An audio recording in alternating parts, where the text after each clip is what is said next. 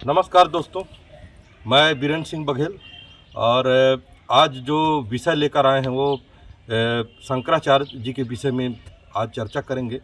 और देश में जो चर्चा चल रही है, आज जो बातचीत हो रहा है वो शंकराचार्य जी के संदर्भ में हो रहा है। अविमुक्तेश्वरानंद महाराज जी जिनके साथ जिस तरह से यूपी पुलिस कर रही है, आज पूरे देश का सबसे बड़ी खबर कोई है तो शंकराचार्य जी के विषय में ये खबर है। और ये खबर नहीं है, हिंदुत्व की एक लड़ाई है।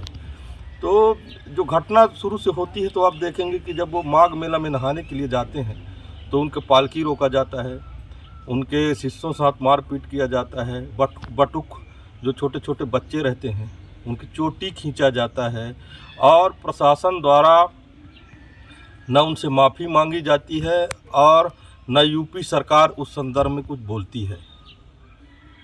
स्वामी जी शंकराचार्य जी 8-10 दिन 10 दिन करीब वहाँ पर धरने में बैठते हैं, लेकिन फिर भी प्रशासन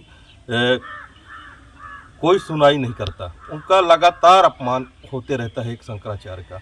लेकिन दुखद घटना तब हो जाती है जब उनके ऊपर यौन उत्पीड़न का आरोप लगाया जाता है, और वो भी एक ऐसे व्यक्ति द्वारा लगाया जाता है जो खुद हिस्ट्री सीटर रहा है, आशुतोष ब्रह्मचारी, जिसके ऊपर लगभग 25 से 30 मुकदमे दर्ज है, जिसमें रेप केस से लेकर गौ हत्या तक के केस के उसके ऊपर आरोप है, केस चल रहा है उसका, और हिस्ट्री सीटर है। उसने आरोप लगाया कि 18 जनवरी को माघ मेले में जब शंकराचार्य जी आए थे, उस समय 2 छोटे बच्चों का, जिनकी उम्र 14 साल एक 17 साल, उनके साथ वो यौन शोषण किए हैं।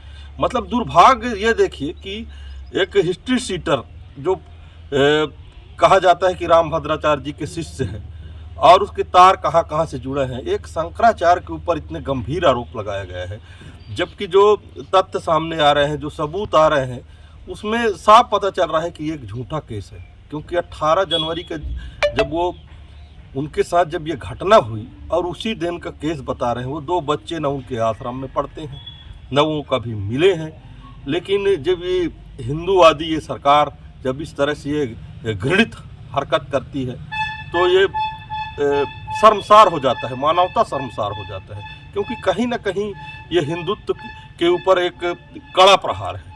जो बीजेपी कहती है कि हम हिंदुओं की पार्टी है, वो हिंदुओं का ही अपमान कर रही है।